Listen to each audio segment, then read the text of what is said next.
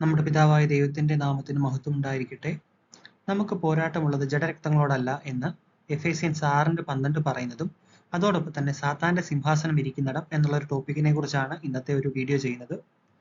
Ephesians 6:12 വായിച്ചാൽ നമുക്ക് പോരാട്ടമുള്ളത് ജഡരക്തങ്ങളോടല്ല, വാഴ്ചകളോടും ആത്മീയ അധികാരങ്ങളോടും ഈ അന്ധകാരത്തിന്റെ ലോകാധിപതികളോടും സ്വർലോക തലങ്ങളിലെ ദുഷ്ടാത്മസേനയോടും അത്രേ എന്ന് വായിക്കാൻ പറ്റും. ഇതെന്താണ് അല്ലെങ്കിൽ എന്തിനെ കുറിച്ചാണെന്നുള്ളതാണ് ഇന്ന് പറയുന്നത്.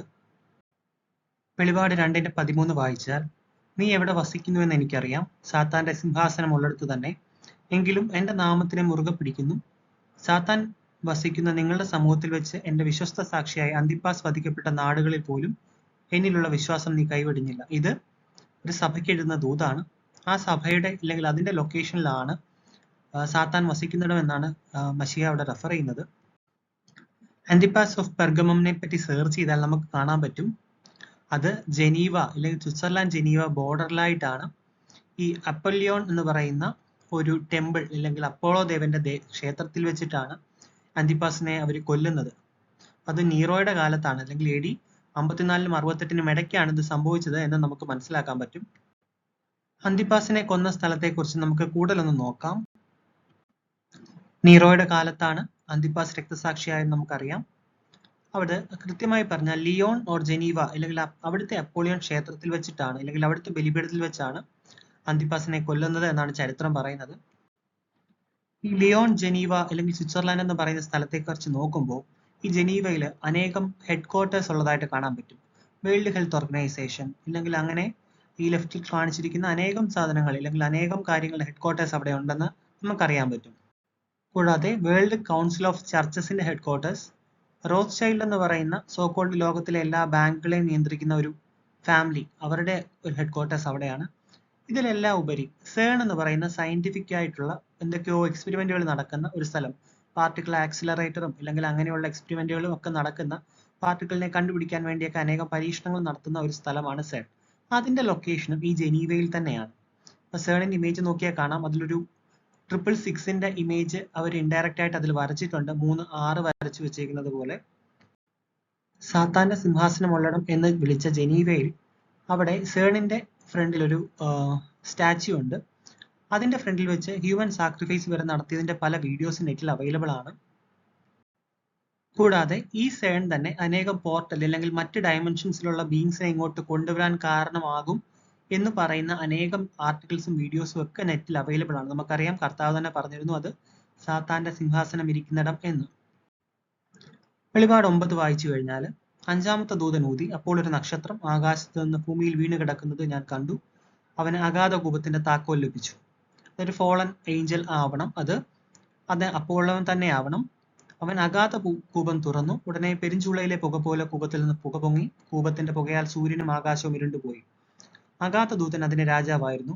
അവൻ എബ്രായ ഭാഷയിൽ അബദ്ദോൻ എന്നും യവന ഭാഷയിൽ അപ്പൊല്ലോൻ എന്നും പേർ. അപ്പം അതുകൊണ്ടാവണം അവിടെ ഇങ്ങനൊരു സ്റ്റാച്യു വെച്ചിരിക്കുന്നതും, അല്ലെങ്കിൽ അതിനെക്കുറിച്ച് അടുത്ത സ്ലൈഡിൽ ഞാൻ കാണിക്കാം. അപ്പോളിയോൺ എന്ന വാക്ക് അല്ലെങ്കിൽ ഏഞ്ചൽ ഓഫ് ദ ബോട്ടംലെസ് പിറ്റിന്റെ അർത്ഥം ദ ഡിസ്ട്രോയർ എന്നാണ്. കൂടാതെ സേണിനെ അസോസിയേറ്റ് ചെയ്താണ് WWW എന്ന് പറയുന്ന കാര്യം വരുന്നത്. അതിന്റെ ഹീബ്രുവിലുള്ള ഡബ്ല്യുവിന്റെ വാല്യൂ അല്ലെങ്കിൽ വാവ് എന്ന് പറയുന്ന അക്ഷരത്തിന്റെ വാല്യൂ നോക്കിയാൽ 666 എന്നുള്ള നമ്പർ നമുക്ക് കാണാൻ പറ്റും. ഇതെല്ലാം പല രീതിയിൽ ഈ ഈവിൽ പരിപാടികളുമായിട്ട് കണക്റ്റഡ് ആണെന്നുള്ളതിന്റെ ബാക്കി തെളിവുകൾ കൂടി കാണിക്കാം.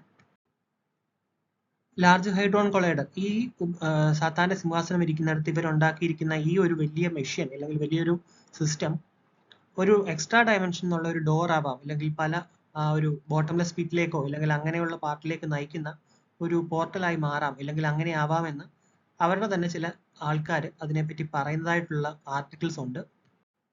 കുറച്ച് വർഷങ്ങൾക്ക് മുമ്പ് ഒരു പയ്യൻ പറഞ്ഞതാണിത്. അതിനെക്കുറിച്ച് പഠിച്ച ഒരു പയ്യനാവണം. അതായത് ഇത് നമ്മുടെ യൂണിവേഴ്സിന്റെ റൂളുകൾ തന്നെ അല്ലെങ്കിൽ പല ബേസിക് ഫണ്ടമെന്റൽ കാര്യങ്ങളെ മാറ്റി ടൈമിനെ തന്നെ അൾട്ടർ ചെയ്യാം.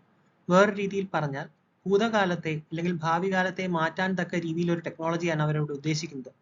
പുറമേ അത് പാർട്ടിക്കിൾ ആക്സിലറേറ്ററും ഒക്കെ ആണെങ്കിലും, അതായത് പണ്ട് ശരിയെന്ന് വിശ്വസിച്ചിരുന്ന ഇപ്പോൾ തെറ്റെന്ന് നമുക്ക് തോന്നുന്ന, തെളിവുകൾ നോക്കിയാലും ഇപ്പോൾ അത് തെറ്റെന്ന് വിചാരിക്കുന്ന പല കാര്യങ്ങളും ഉണ്ട് എന്നാണ് എനിക്ക് അടുത്തിടയ്ക്ക് പല കാര്യങ്ങളും വായിച്ചപ്പോൾ മനസ്സിലായത്. അത്തരത്തിലൊരു കാര്യം അത് മണ്ടേല എഫക്ട് എന്ന് പറഞ്ഞ് തള്ളിക്കളയുമെങ്കിലും അതിന് സേൺ ഒരു കാരണമാകാം എന്ന് പറയുന്നുണ്ട്. അതിനെക്കുറിച്ചുള്ളത് കൂടുതൽ അടുത്ത വീഡിയോസിൽ കാണിക്കാം. ഇത്തരത്തിലുള്ള പ്രിൻസിപ്പാലിറ്റീസ് അല്ലെങ്കിൽ സ്പിരിച്വൽ പവേഴ്സ്, വിക്കഡ്നെസ്സിനെയൊക്കെ നമുക്ക് എങ്ങനെ തരണം ചെയ്യാം എന്നുള്ളത് എഫേസിയൻസിന്റെ ബുക്കിൽ തന്നെ പറയുന്നുണ്ട്.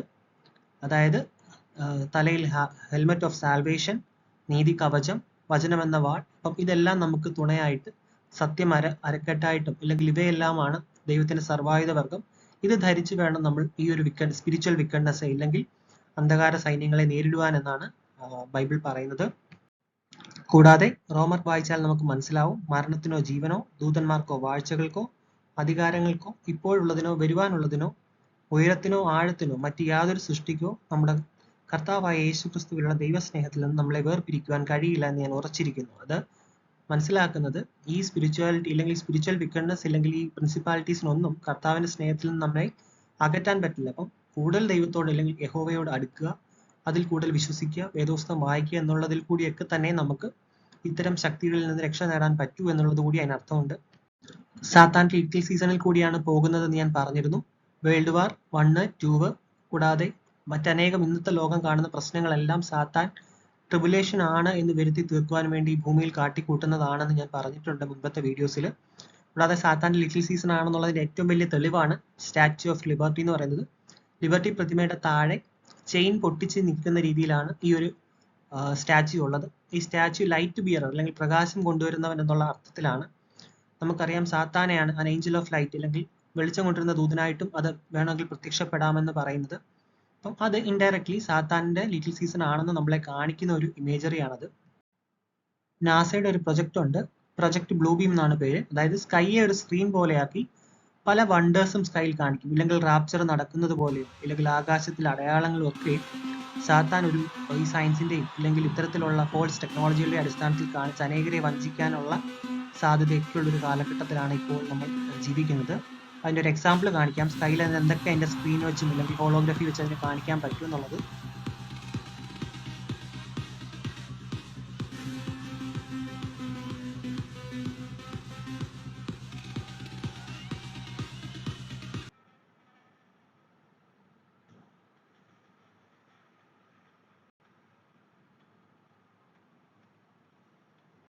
ഏദൻ തോട്ടം മുതൽ മനുഷ്യരെ പറ്റിക്കുന്നത് പോലെ തന്നെ ഇനിയും ഇത്തരത്തിലുള്ള അടയാളങ്ങളും കാര്യങ്ങളും ഒക്കെ വെച്ച് മനുഷ്യരെ ഇത് ഡിസീവ് ചെയ്യാൻ ഉള്ള ഇതുണ്ട്.